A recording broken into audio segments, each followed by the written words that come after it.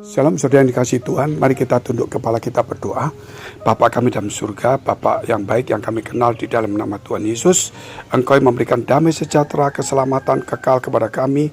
Engkau yang telah mengaruniakan Yesus karena kasih-Mu yang begitu besar kepada kami, sehingga kami dipersatukan, diperdamaikan dengan Tuhan, dan pengampunan dosa kami terima melalui salib Kristus. Tuhan, biarlah tetap kami terikat oleh Tuhan melalui satu firman dan kasih Tuhan yang mengikat hidup kami, supaya hidup kami tidak kami sendiri tetapi bersama dengan Tuhan. Biar firman-Mu tercermin dalam kehidupan kami. Apapun yang kami hadapi, masalah, persoalan, tantangan, tidak menyurutkan kami Tuhan untuk mencintai dan mengasihi Tuhan lebih sungguh-sungguh. Bahkan kami percaya setiap masalah, persoalan Tuhan izinkan untuk melatih kami, supaya iman kami boleh bertumbuh dan teguh, tidak mengandalkan manusia, tetapi tetap mencari wajah-Mu. Tuhan, tolonglah kami semua di dalam nama Tuhan Yesus. Haleluya, amin. Saudara yang dikasihi Tuhan, kalau kita melihat beberapa hal, yaitu bahwa kita telah diperdamaikan dengan Allah melalui Kristus Yesus. Artinya di sini bahwa kita ini karena dosa telah jauh dari Tuhan, karena Tuhan adalah kasih dan suci dan kudus adanya, sehingga orang yang berdosa tidak mungkin bisa menghampiri Dia. Saudara, walaupun Dia mengasihi kita semua, oleh sebab itu karena kasih-Nya, maka Dia kirimlah Yesus Kristus, supaya dosa kita diampuni, sehingga kita bisa masuk di dalam hadirat Dia dengan Dia, dan kita masuk di dalam kasih-Nya. Sehingga waktu Yesus mati di kayu salib, apa yang terjadi?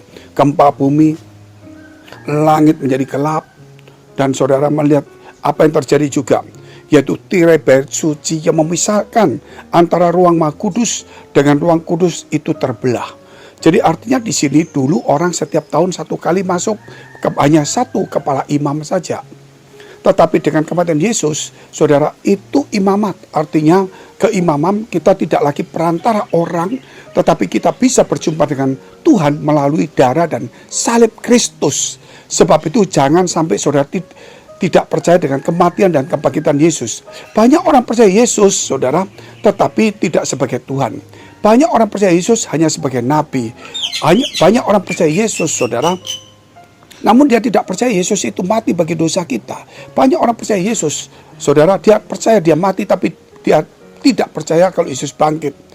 Sebab itu hari ini percayalah satu paket itu, bahwa Yesus datang ke dunia mengampuni dosa kita, dilahirkan dari Roh Kudus, saudara, tanpa dosa, dan dia mati di kayu salib, dan dia bangkit, dan dia naik surga, menjadikan rumah, akan datang menjemput kita dan menghakimi seluruh umat manusia, dan menjadi Tuhan dan Juru Selamat, sebagaimana malaikat Gabriel dan para malaikat menyampaikan kepada Maria dan para gembala. Saya mau bacakan Efesus pasal 2 ayat 13. Tetapi sekarang di dalam Kristus Yesus, kamu yang dahulu jauh sudah menjadi dekat oleh darah Kristus. Darah Yesus itu mendekatkan kita kepada Allah. Sebab itu perjamuan kudus itu, saudara, jangan dibuat main-main, jangan dibuat rutinitas, tetapi saudara sakral, artinya hormati sungguh-sungguh. Jangan dibuat main-main di rumah, di persekutuan. Saudara, harus ada pemimpin, imam, seorang yang memang diurapi, saudara, bukan sembarangan orang. Dan kita lihat kedua, karena dialah damai sejahtera kita yang telah mempersatukan kedua pihak, dan yang telah merubuhkan tembok pemisah, yaitu perseteruan. Dipisahkanlah, saudara. Artinya di sini bahwa tembok yang memisahkan kita itu dihancurkan. Apa, saudara, yang memisahkan kita itu dihancurkan. Sebab itu, saudara, jangan sampai kita dipisahkan dengan kedekatan kita dengan Tuhan. Karena kita mencintai dunia, saudara, kita menjauhi pelayanan, kita menjauhi orang-orang persekutuan, karena kita merasa dirugikan, tidak diperhatikan. Saudara, jangan lagi seperti itu. Karena itu hanya kumpulan saja. Seperti taman ini, saudara, kumpulan saja. Tetapi tidak akan mencerminkan membuat kita jauh dari Tuhan, saudara, tidak. Tetapi justru tempat seperti ini, mau mati, mau kering, mau gurun, kita pakai untuk menyampaikan firman Allah dengan background yang berbeda.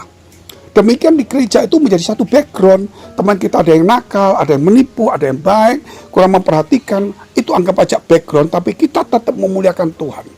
Dengan rekaman ini, background ada di padang pasir, ada di gunung, ada di tebing, ada di laut, saudara. Ada macam-macam. Tetapi tidak menyurutkan saudara untuk cinta saya kepada Tuhan. Tetapi kerap kali kalau kita melihat di gereja, mungkin karena gedungnya kurang bagus, mungkin temannya sebagian sudah pindah, atau dia pekerjaannya kurang, atau jabatannya dia turun, atau mungkin dia tersinggung, saudara, atau tidak diperhatikan. Akhirnya dia mulai, saudara, tidak memuliakan Tuhan. Padahal itu hanya background seperti sekarang ini. Backgroundnya bermacam-macam, tetapi tetap menceritakan Tuhan. Sebab itu jangan terpengaruh dengan background sekitar kita. Memang pergaulan yang buruk itu merusak kebiasaan baik. Anggap aja background. Justru kita tidak boleh terpengaruh dengan background itu.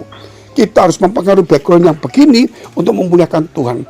Mungkin saudara melihat, mungkin saya background di sini juga bisa, tetapi tetap memuliakan Tuhan. Saya juga bisa backgroundnya juga di belakang sini, tapi tetap memuliakan Tuhan. Ya. Oleh karena itu saudara, apapun yang terjadi, mari kita muliakan Tuhan. Saya bacakan ayat 15. Sebab dengan matinya sebagai manusia, Yesus itu Tuhan, matinya sebagai manusia. Bukan sebagai Tuhan, sebagai manusia. Ia telah membatalkan hukum Taurat dengan segala perintah dan ketentuannya untuk menciptakan keduanya menjadi satu manusia baru di dalam dirinya. Dan dengan itu mengadakan damai sejahtera. Jadi hukum Taurat itu saudara, untuk mengajar kepada kita supaya mengikuti kehendak Tuhan. Tetapi dengan hukum itu maka banyak pelanggaran. Karena pelanggaran banyak namanya dosa hukuman. Tetapi Tuhan, saudara, langsung mengampuni semua pelanggaran kita. Dan kemudian masuk dalam kasih karunia. Sebab itu, maka hukum Taurat itu digenapi oleh Tuhan. Bukan dibatalkan, digenapi saudara. Dan bukan hanya digenapi, dibatalkan bagi orang yang percaya Tuhan. Tetapi bagi orang yang tidak percaya Tuhan, hukum Taurat tetap berlaku bagi dia. Sebab itu saudara, mari kita sebagai orang-orang yang percaya, kita harus lebih sungguh-sungguh saudara melakukannya dalam kasih karunia Allah. Jangan lagi sebagai orang percaya kita terus kemudian saudara pakai hukum Taurat. Hukum Taurat sudah dibatalkan, sudah digenapi bagi orang percaya, karena darah Kristus telah membasuh semua pelanggaran kita terhadap hukum Taurat itu. Namun dari sinilah jelas sekali, mari saudara jangan lagi di bawah hukum Taurat, tetapi di bawah kasih karunia. Kasihan mereka-mereka yang belum percaya karena berada di bawah hukum Taurat. Ayat 16 yang terakhir, dan untuk memperdamaikan keduanya di dalam satu tubuh dengan Allah oleh salib, dengan melenyapkan perseteruan pada salib. Jadi di sini kita melihat bahwa saudara memperdamaikan antara Allah dengan manusia melalui tubuhnya Yesus, saudara, melalui kematiannya dia, ya salib, sehingga perseteruan itu saudara dilenyapkan. Artinya melalui salib seakan-akan berkata gini, Bapak, mereka telah berbuat dosa, tetapi aku mengasihi mereka, aku rela mati untuk mereka. Sebab itu dosa mereka yang harus mati, aku yang menanggungnya. Sebab itu aku mau turun ke dunia sebagai manusia. Mereka adalah saudara-saudaraku, dan aku mati sebagai manusia, karena Tuhan tidak bisa mati. Tapi sebagai manusia dia harus turun.